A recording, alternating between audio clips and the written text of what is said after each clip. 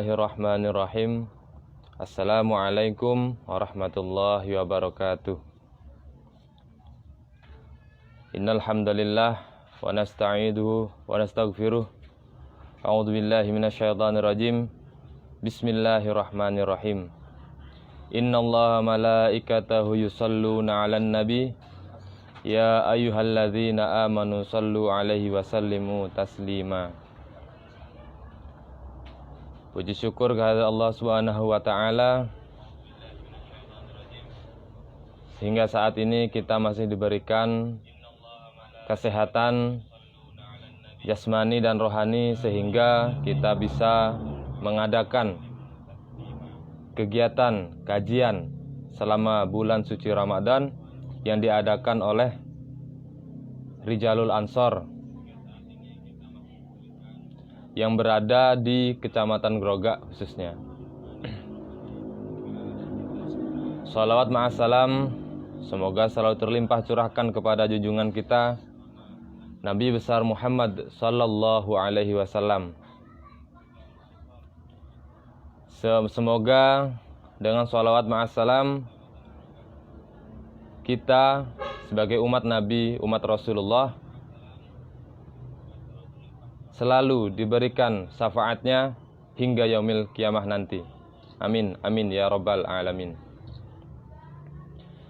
Baik sahabat-sahabat sekalian dimanapun berada, kami pimpinan anak cabang Gerakan Pemuda Ansor Kecamatan Grogak mempunyai program di setiap bulan suci Ramadan, yaitu kajian kitab-kitab yang alhamdulillah kajian ini dijembatani oleh Rijalul Ansor Kecamatan Grogak bersama sahabat-sahabat kami yang ada di PAC. Kami di sini memohon doa dan barokahnya kepada sahabat-sahabat semua, khususnya kepada sesepuh NU yang ada di Kecamatan Grogak. Kami mohon dukungan, doa barokahnya. Semoga kami di sini tetap bisa menjalankan tugas dan juga tetap bisa mengemban amanah sebagai lembaga Rijalul Ansor. Untuk kegiatan hari ini, kami di sini Ketua PAC Kecamatan Grogak membuka kegiatan di awal Ramadan dengan pembacaan Al-Fatihah. Semoga kami sebagai pengurus diberikan kesehatan jasmani walaupun rohani. Bismillahirrahmanirrahim. Sembah khususan ila Rasulullah sallallahu alaihi wasallam. Al-Fatihah.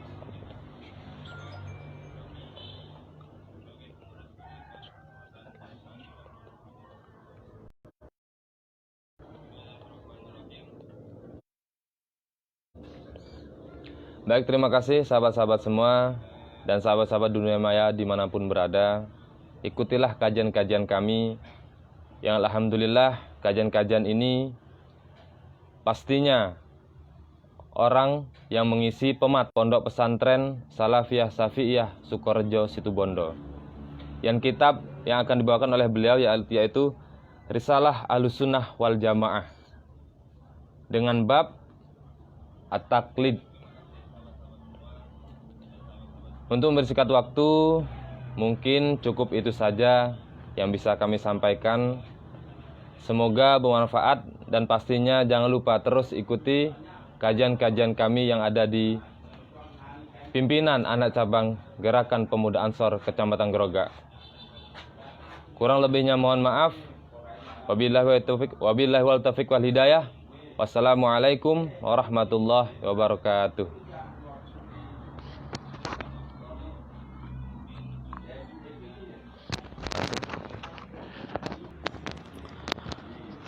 Assalamualaikum warahmatullahi wabarakatuh.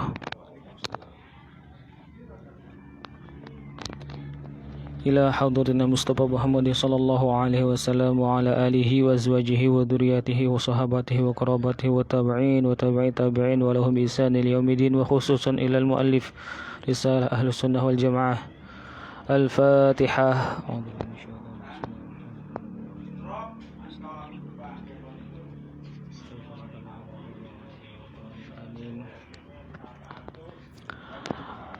Bismillahirrahmanirrahim. Alhamdulillahi syukran ala nawalih. Wassalatu wassalamu ala sayyidina Muhammadin wa alih.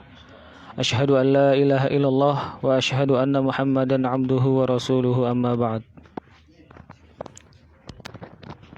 Sahabat-sahabat, khususnya pengikut Penspeg PAC GP Ansor Kecamatan Groga, mudah-mudahan selalu diberikan rahmat oleh Allah Subhanahu wa taala. Sekarang khususnya dan hari-hari berikutnya selama bulan Ramadan, insyaallah kita akan bersama-sama mengaji dan mengkaji beberapa kitab yang sudah masyhur di kalangan pesantren, khususnya pesantren NU, yang insyaallah semua materi akan disampaikan oleh para ustadz yang berdomisili di Kecamatan Groga. Mudah-mudahan beliau-beliau yang akan mengisi kajian ini dari awal sampai akhir mendapatkan rahmat dari Allah, maghfirah dari Allah, serta kesehatan, agar kita sama. Bismillahirrahmanirrahim. Qala al-muallifu rahimahullahu ta'ala wa nafa'ana bihi wa bi'ulumi masyayikhihi fid dharain amin. Faslun fi bayani wujubi taqlidi liman laisa lahu ahliyatul ijtihadi. Fasal ini menjelaskan tentang penjelasan wajibnya bertaklid atau mengikuti liman laisa lahu ahliyatul ijtihad, bagi orang yang tidak memiliki kecakapan atau kemampuan di dalam berijtihad. Di sini ada dua istilah yang penting harus kita ketahui. Yang pertama taklid, yang kedua ijtihad. Itu mirip dengan ittiba. Kalau di dalam kamus, ittiba dengan taklid itu hampir sama maknanya, yaitu ikut. Akan tetapi kalau taklid itu adalah ikutnya kita atau ikutnya orang awam kepada orang yang alim atau orang mujtahid. Tanyakan dari mana asalnya, apa dalilnya, seperti itu. Kemudian ada istilah ijtihad. Ijtihad ini umum bagi orang yang belajar fikih atau usul fikih.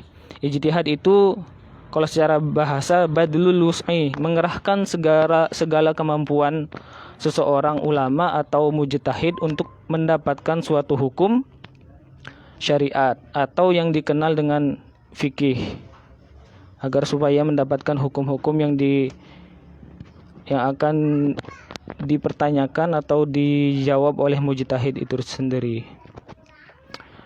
Yajibu 'inda jumhuril ulama ilmu hakikina, wajib menurut ulama jumhur ulama al-muhaqqiqin, yaitu mayoritas ulama berpendapat bahwa wajib ala kulli man laisa lahu ahliyatul ijtihad, bagi orang yang tidak memiliki kemampuan untuk ijtihad, al-mutlaqi, ijtihad mutlak. Wa in kana qad hasala ba'dul ulumi al-mu'tabarati fil ijtihadi, sekalipun seseorang itu telah memiliki kemampuan di dalam beberapa bidang ilmu di dalam proses ijtihad. Jadi kalau orang itu sudah memiliki seluruh ilmu tentang ijtihad, maka dia diwajibkan untuk ijtihad. Tapi kalau masih belum memiliki ilmu tentang ijtihad, alat-alat untuk ijtihad, maka dia tidak diperkenankan untuk menjadi mujtahid, sekalipun dia memiliki kemampuan dasar seperti ilmu nahwu, shoraf, dan yang lain-lain. Tapi kalau belum memenuhi semua ilmu tentang ijtihad, dia tidak diperkenankan untuk melakukan ijtihad. Yang diwajibkan itu apa? Taklidu qaulin. mujtahid atau ulama liyakhruja an uhdatit taklifi adalika, atas orang yang tidak memiliki kemampuan atau tidak tahu di dalam berijtihad atau masalah tersebut. Wadalika taklidun li'alimin, maka hal tersebut bertanya kepada orang alim itu merupakan suatu taklid. Wa huwa amun likulli mukhatabina. Kemudian ayat tersebut merupakan maknanya am likulli mukhatabin, kepada seluruh orang mukhatab yang diajak bicara atau objek dari ayat tersebut. Wa yajibu ayakuna aman fi su'ali an kulli ma la yu'lamu lil ijma'i. Kemudian ayat tersebut memastikan bahwa ayat tersebut merupakan lafadz am, di mana apa saja yang ditanyakan boleh, asal dia tidak tahu boleh menanyakan kepada orang yang lebih tahu darinya. Berdasarkan lil ijma'i, karena berdasarkan ijma' ulama. Ala anna al-amata lam tazal fi zamani sahabati wa tabi'ina wa kulli hudusil mukhalifina yastaftuna al-mujtahidina. Bahwasanya yang menyangkut tentang hukum-hukum syariat. Wal ulama'a, kemudian bertanya atau meminta fatwa kepada ulama. Al ulama'a ini maf'ul dari yastaftuna walaupun jauh, atau ataf dari lafaz al-mujtahidin. Fa innahum yubadiruna ila ijabati su'alihim. Maka sesungguhnya para mujtahid atau ulama atau mufti ketika ditanya dia bersegera untuk menjawab apa yang dipersoalkan oleh orang awam. Min ghairi isyaratin ila dzikri dalili, walaupun tanpa menyebutkan apa dalilnya. Kita bertanya tentang A, dijawab oleh ulama langsung tanpa ulama tersebut menyebutkan dalilnya ini, dalilnya ini. Wala yanhaunahum an dzalika. Kemudian para ulama tidak mencegah atau tidak melarang dari bertanya tersebut, meminta fatwa min ghairi nakirin, tanpa ada pengingkaran dari ulama. Fakana ijma'an ala tiba'il amilil mujtahidina. Kemudian hal tersebut merupakan ijma' para ulama, yaitu kewajiban orang awam mengikuti para mujtahid. Wa li'anna fahmal 'ami minal kitab was sunnati sakitun an hayyizil i'tibari. Karena sesungguhnya pemahaman orang awam atau kemampuan orang awam untuk menggali hukum dari Al-Qur'an ataupun hadis Nabi, sakitun itu masih dianggap gugur, tidak ada efek apa-apa. An hayyizil i'tibari, dari wilayah yang dianggap. Illam yuwafiq afhamal ulama'i ahlil haqqil al-akabiri al-akhyari. Sekalipun jikalau pemahaman tersebut, pemahaman orang awam itu tidak sesuai dengan pemahaman para ulama di dalam menggali hukum di dalam Al-Qur'an ataupun As-Sunnah. Fa inna kulla mubtadi'in wa dhalin, karena sesungguhnya orang-orang yang ahlul bid'ah, mubtadi' itu ahlul bid'ah, wa dhalin, dan orang yang sesat, yafhamu ahkamaha al-batilata, itu seringkali memahami hukum-hukum yang ada di dalam Al-Qur'an itu secara batil, secara salah. Minal kitab wa sunnati, yaitu dari Al-Qur'an dan As-Sunnah, dari Al-Qur'an dan hadis Nabi Muhammad. Wa yakhudhu minhuma, kemudian mengambil dasar dari kitab dan sunnah. Wal halu annahu la yughni minal haqqi syai'an, padahal keadaan mereka pada saat itu tidak akan menggugurkan mereka atau menghantarkan mereka kepada kebenaran sedikit pun. Jadi kalau kita tidak mempunyai ilmu tentang bagaimana cara menggali Al-Qur'an dan Al-Qur'an dan As-Sunnah, maka perilaku kita yang paling benar adalah muqallid atau bertanya kepada orang yang lebih tahu. Wala yajibu 'alal 'ami iltizamu madhhabin fi kulli hadisatin, dan tidak wajib bagi orang awam iltizamu madhhabin fi kulli hadisatin, berkomitmen pada satu madhab di dalam satu perkara. Jadi kalau kita sebagai orang awam apakah kita wajib berkomitmen pada satu madhab atau tidak? Jawabannya tidak wajib. Kita boleh saja milih, sekarang hari ini memilih madhab yang satu, besoknya berpindah ke madhab yang lain, itu tidak apa-apa. Walawil tazama madhaban muayyanan, andai kata dia berkomitmen bertetap pada satu madhab yang tertentu, ka madhab Syafi'i, seperti madhabnya Imam Syafi'i rahimahullah ta'ala, la yajibu alaihi istimrar. Jadi kalau orang awam itu berkomitmen pada suatu madhab, contohnya madhab Imam Syafi'i, kemudian dia tidak diwajibkan untuk terus-menerus berada di dalam madhab tersebut. Boleh saja beralih kepada madhab yang lain dalam satu kasus. Bal yajuzu lahu al-intiqalu ila ghairi madhabihi. Bahkan dia boleh saja berpindah ke madhab yang lain. Wal 'ami alladzi lam yumkin lahu nazarun wal istidlalun wa lam yaqra kitaban fi furu'il madhabi idza qala.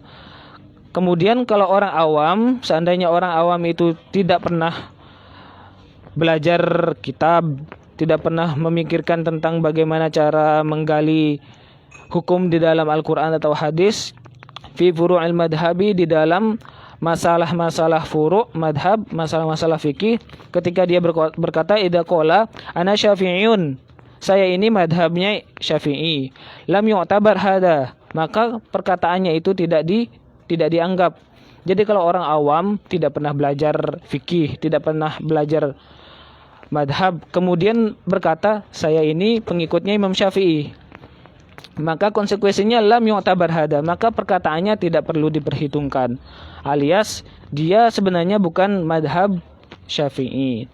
Kadzalika bimujarradil qaul, begitu juga semata-mata mengucapkan hal tersebut. Wakila idal tazama al-'ami madhaban muayyanan yalzamuhu al-istimraru alaihi.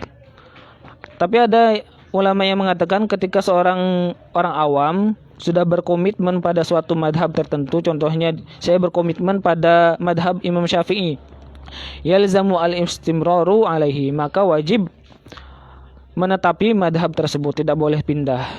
Ada yang mengatakan dia wajib istimrar, ada yang mengatakan tidak wajib. Li'annahu i'taqada annal madhhab alladhi intasaba ilaihi huwal haqq. Karena sesungguhnya madhab yang ia yakini itu adalah benar, maka dia harus sepenuhnya mengikuti madhab yang ia yakini benar. Itu pendapat madhab ulama yang lain. Fa'alaihi al-wafa'u bimujibil i'tiqadi, maka dia wajib mengerahkan atau menyampaikan atau melakukan apa yang menjadi kewajiban hal yang telah diyakini, berupa dia telah mengikat dirinya pada suatu madhab. Walil muqallidi taqlidu ghairi imamihi fi hadisatin. Kemudian bagi seorang yang muqallid, orang yang bertaklid, itu boleh saja ikut kepada imam madhab yang lain pada satu perkara. Falahu ayyuqallida imaman fi sholati zuhri masalan yuqallidu imaman akhara fi sholatil asri. Contohnya dia boleh saja ketika sholat bermadhab, sholat asar bermadhab, sholat zuhur bermadhab Imam Syafi'i umpamanya.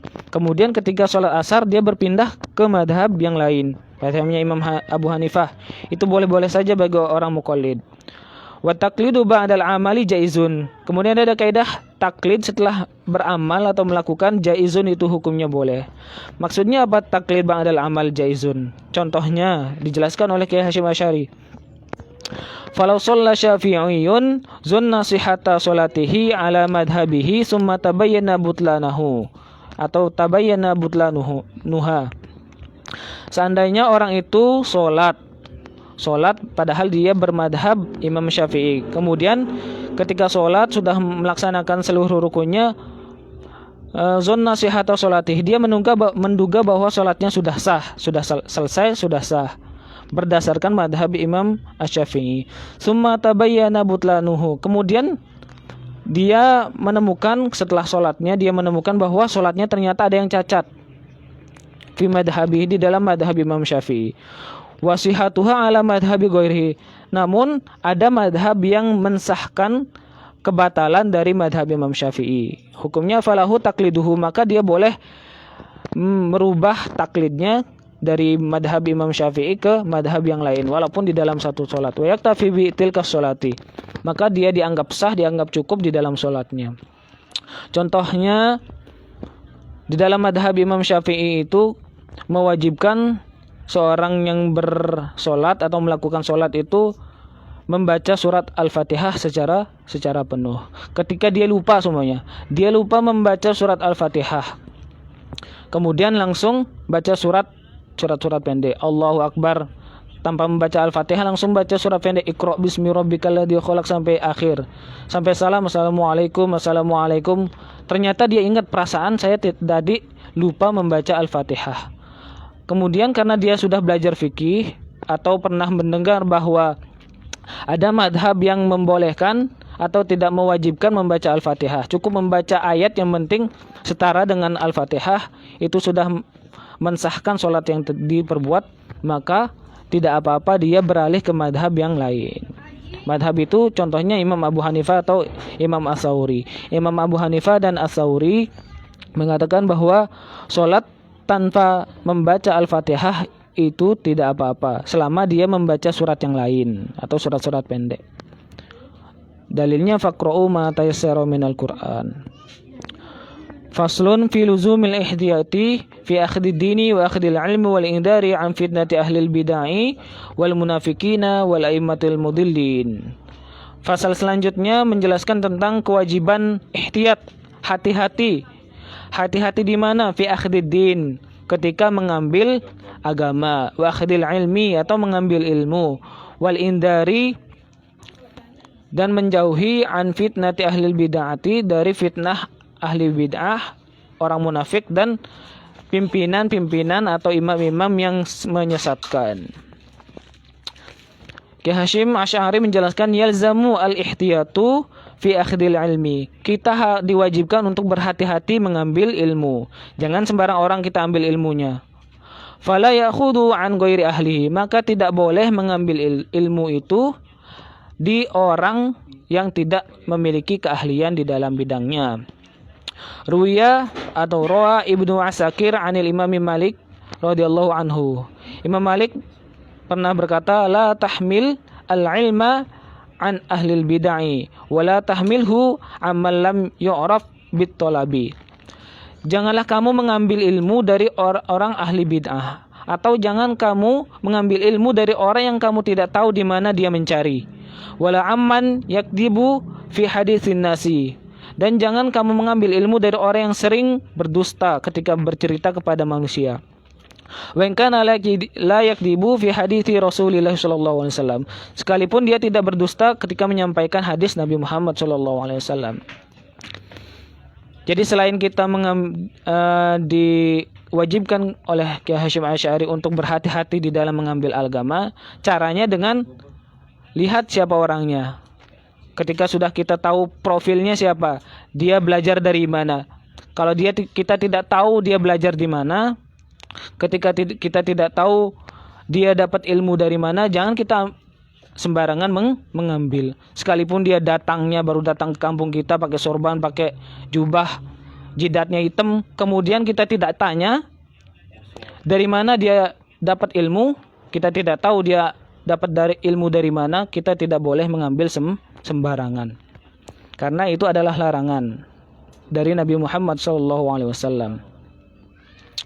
Warwa Ibnu Sirin, kemudian Imam Ibnu Sirin rahimahullahu taala menjelaskan, meriwayatkan, inna hadal ilma dinun, ilmu ini adalah agama, fangzuru amman ta'khuduna dinakum, maka perhatikan dari mana kamu mengambil agamamu, jangan sembarangan, karena ini adalah perintah Nabi Muhammad SAW. Warwa ad-Dailami an Ibni Umar radhiyallahu anhuma, kemudian diriwayatkan dari Ibnu Umar, Abdullah bin Umar radhiyallahu taala anhuma marfu'an, hadis ini hadis marfu', al-ilmu dinun was salatu dinun, ilmu itu adalah agama, salat itu juga agama. Fanzuru amman ta'khuduna hadzal ilma, maka perhatikan kamu ngambil ilmu itu dari mana. Wa kaifa tusalluna hadzal salata, dan bagaimana kamu tata cara sholatnya itu bagaimana. Fa innakum tas'aluna atau tus'aluna yaumal qiyamah, karena sesungguhnya kamu akan ditanya oleh malaikat pada hari kiamat nanti. Sholat, jangan sembarangan ngambil ilmu di dalam media sosial, karena kita tidak tahu siapa gurunya. Kita belajar sebagaimana orang tua kita belajar, atau guru-guru kita belajar, yang kita sudah tahu jelas di mana dia belajar. Fala tarwuhu illa aman tahaqqaqat ahliyatuhu, maka jangan pernah meriwayatkan suatu ilmu kecuali dari orang yang diyakini atau dibenarkan dia memang ahli di dalam ilmu tersebut. Ba'yakuna minal uduli wasiqati wal mutqinina. Gambarannya orang yang boleh kita ambil ilmunya adalah orang yang adil, terpercaya, kemudian memang diyakini kebenaran ilmu tersebut. Warwa Muslimun an fi sahihihi, kemudian Imam Muslim di dalam sahihnya berkata, anna Rasulullah sallallahu alaihi wasallam qala, Nabi Muhammad sallallahu alaihi wasallam bersabda, sayakunu fi akhir ummati unasun, akan datang pada zaman akhir umatku itu datang unasun, sekelompok manusia, yuhaditsunakum ma lam tasma'u, mereka berbicara atau menyampaikan peristiwa, hadis dan yang lain-lain itu, menyampaikan apa yang belum pernah kamu dengarkan. Malam tasma'u antum, kamu belum pernah mendengarkan. Wala abaukum, ayah-ayah kamu, orang tua kamu, guru-guru kamu juga tidak pernah mendengarkan. Fa iyyakum wa iyyahum, hendaknya kamu menjauhi orang tersebut. Wa fi sahihi Muslim, fa fi sahihin Muslimin, kemudian di dalam Sahih Muslim juga aidon anna Abu Hurairah radhiyallahu anhu yaqul, sesungguhnya Abu Hurairah radhiyallahu taala anhu berkata, qala Rasulullah sallallahu alaihi wasallam, Nabi Muhammad sallallahu alaihi wasallam bersabda, yakunu fi akhiriz zamani, akan datang pada akhir zaman dajjaluna kadzabun, para dajjal yang sering berdusta. Jadi di sini ada jamak dajjalun kadzabun. Dajjal itu sebenarnya banyak. Dajjalun kadzabun, mereka itu sering berdusta. Yatunakum minal ahaditsi, mereka membawa hadis bima lam tasma'u antum, yang belum pernah kamu dengar. Wala abaukum, dan orang tua kamu, guru-guru kamu belum pernah mendengar. Fa iyyakum wa iyyahum, maka kamu harus menjauhi orang tersebut. La yudillunakum wala yaftinunakum, mereka tidak akan pernah bisa menyesatkan kalian dan membawa fitnah untuk kalian. Wa fi sahihi Muslimin aidon, kemudian di dalam kitab Sahih Muslim juga an Amr bin As, dari Amr bin As radhiyallahu taala anhu, inna fil bahri syayatina, sesungguhnya di laut itu ada banyak setan. Masjunatan aw saqaha Sulaiman bin Daud, yang telah memenjara atau membelenggu Nabi Sulaiman bin Daud. Nabi Sulaiman telah membelenggu setan-setan tersebut di dalam lautan. Yushiku an tukhraja fataqra 'alan nasi Qur'anan, hampir-hampir mereka atau setan-setan tersebut membacakan kepada manusia Qur'anan, Al-Qur'an. Qala An-Nawawi rahimahullahu taala, kemudian Imam An-Nawawi mengomentari hadis tersebut. Makna hadis tersebut, setan itu kok bisa membaca Al-Qur'an, antaqra syai'an laisa biqur'anin, setan-setan tersebut membacakan seolah-olah itu Al-Qur'an padahal bukan Al-Qur'an. Wa taqulu innahu Qur'anun, dan setan-setan tersebut mengatakan apa yang dibaca itu sesungguhnya adalah Al-Qur'an padahal bukan Al-Qur'an. Litagurru bihi, supaya kamu tertipu. Litagurru bihi awamunas, sehingga orang-orang awam itu tertipu. Jadi hampir-hampir saja setan-setan yang ada di laut itu lepas ingin membacakan suatu kalam yang mereka anggap itu sebagai Al-Qur'an. Tujuannya untuk menipu manusia. Warawa At-Tabrani an Abi Darda, kemudian Imam At-Tabrani meriwayatkan dari Abu Darda radhiyallahu anhu, inna akhwafa ma akhafu ala ummati al-a'immatu al-mudillun, sesungguhnya hal yang paling aku takuti di antara umatku adalah al-a'immatul mudillun, yaitu imam-imam, pemimpin-pemimpin yang sering menyesatkan manusia. Warwa al-Imam Ahmad an Ibnu Umar radhiyallahu anhu. Kemudian Imam Ahmad meriwayatkan dari Umar radhiyallahu anhu, inna akhwafa ma akhafu ala ummati kullu munafikin alimil lisan. Sesungguhnya hal yang paling aku takuti di antara umatku adalah orang-orang munafik yang pandai bersilat lidah. Jadi sudah tidak diragukan lagi sekarang banyak pendakwah, bahkan yang sering dianggap ulama tapi alimil lisan, mereka tersebut pandai berbahasa, pandai berbicara, sering mengalahkan orang berdebat di acara TV, di acara forum-forum, padahal mereka adalah orang-orang munafik. Waliyahzubillah. Qala al-Munawi, berkata Imam al-Munawi rahmatullahi alaih, semoga rahmat Allah kepadanya. Ayu katsiri ilmi lisani jahilil qalbi wal amal. Betapa banyak orang yang pandai bersilat lidah, jahilul qalbi, tapi hatinya itu bodoh, wal amal, dan di dalam amalnya. Ittakhadal ilma hirfatan, mereka itu mengambil ilmu sebagai pekerjaan. Yata'akkalu biha, mereka menjadikan ilmu tersebut sebagai sumber makanan bagi mereka. Wa ubahatan, kemudian dijadikan profesi. Yata'azzaru, yang mereka inginkan adalah kemuliaan.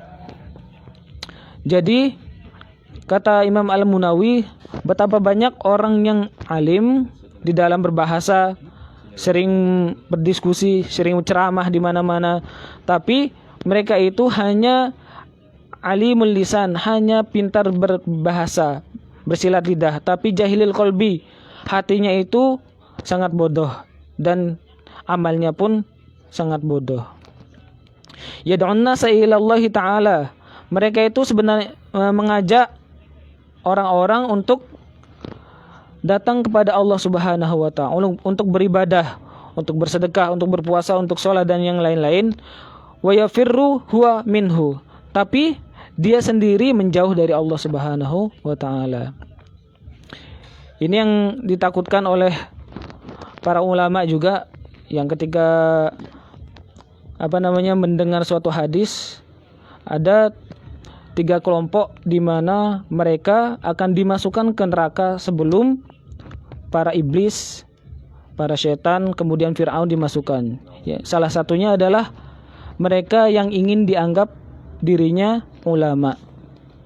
Jadi ketika malaikat ingin memasukkan ia ke surga, ditarik oleh Allah Subhanahu wa ta'ala, kata Allah, apa tujuan kamu mengajar? Apa tujuan kamu untuk menjadi ulama? Kata mereka, aku menjadi ulama agar supaya orang-orang bisa menjalankan ibadah kepadamu sesuai dengan syariatmu. Tapi kata Allah, kata malaikat, kemudian dijawab, bukan, ternyata niat kamu bukan itu. Kamu mengajar, kamu ceramah, kamu berdakwah. Itu tujuan kamu bukan untuk menyelamatkan manusia dari hal itu, tapi kamu ingin dianggap sebagai ulama, kamu ingin dianggap sebagai mubaligh, kamu ingin dianggap sebagai ustadz, kamu ingin dianggap sebagai guru ngaji. Na'udzubillah min dzalik. Mudah-mudahan kita terhindar dari niat tersebut. Amin. Bagaimana dah? Warwa Tabrani an Ali radhiyallahu taala, kemudian diriwayatkan bahwa Sayyidina Ali berkata, "Innila atakhawafu ala ummati mu'minan wala musyrikan." Aku tidak takut atas umatku ketika dia seorang mukmin atau seorang musyrik. Fa amal mu'minu fayahjizuhu imanuhu. Karena sesungguhnya orang mukmin pasti dijaga oleh imannya. Wa amal musyriku fayakma'uhu kufruhu. Kemudian orang musyrik itu pasti sudah mengandalkan kekufurannya. Walakin atakhawafu alaikum munafiqun. Akan tetapi yang aku takutkan di antara umatku adalah munafiqun, orang munafik. Alimal lisan, orang itu pandai berbicara, pandai berbahasa. Yaqulu ma ta'rifun, mereka mengatakan apa yang ia tahu. ta'malu ma la tunkirun, dan beramal tapi tidak sesuai dengan apa yang ia inginkan. Wa an Ziyad bin Hudair, dari Ziyad bin Hudair rahimahullah taala, qala li Umar bin Khattab radhiyallahu taala, berkata kepadaku Umar bin Khattab, hal ta'rifu ma yahdimul Islam? Apakah kamu tahu apa yang dapat menghancurkan Islam? Apa yang dapat menghancurkan agama? Qultu, aku menjawab, la, aku tidak tahu. Kemudian Sayyidina Umar menjawab, qala yahdimuhu zalatul alim. Yang dapat menghancurkan Islam itu adalah zalatul alim, ketika ulamanya tergelincir, sudah tidak lagi berada di jalan yang diinginkan oleh Allah Subhanahu wa taala. Wajidalul munafiki bil kitab. Kemudian orang-orang munafik itu sering berdebat menggunakan Al-Qur'an. Jangan kira Al-Qur'an itu hanya bisa untuk memberikan petunjuk kepada orang mukmin, tapi kadangkala Al-Qur'an itu bisa digunakan untuk siasat untuk menyesatkan orang. Hal ini bisa kita ketahui dari perkataan Sayyidina Umar, wajidalul munafik bil kitab. Kadang-kadang orang munafik itu sering menggunakan Al-Qur'an tapi bukan untuk mendekatkan kepada Allah, tapi ingin menjauhkan kepada Allah Subhanahu wa taala. Jadi benar kalau seseorang kadang ditipu menggunakan Al-Qur'an.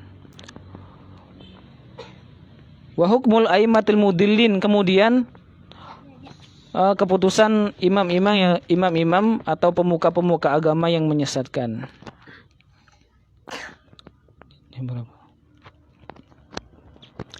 Jadi itu beberapa sedikit penjelasan mulai dari kewajiban taklid kita kepada orang yang alim atau mujtahid, kemudian kewajiban kita untuk berhati-hati di mana kita mengambil ilmu. Itu wasiat dari Kiai Haji Hashim Asy'ari radhiyallahu taala anhu. Mudah-mudahan kita dapat mengamalkan, merenungi, kemudian mempraktikkan di dalam keseharian kita. Untuk teman-teman yang sudah menjalankan puasa, teman-teman Muhammadiyah yang sudah menjalankan puasa, mudah-mudahan puasanya pada hari ini diridhoi oleh Allah Subhanahu wa taala, diterima oleh Allah Subhanahu wa taala. Dan teman-teman yang ikut pemerintah, ikut NU besok, mudah-mudahan puasanya juga lancar, diterima oleh Allah Subhanahu wa taala segala amal puasanya, salatnya, dan ibadah-ibadah yang lain yang berhubungan dengan puasa. Akhirul kalam, wassalamualaikum warahmatullahi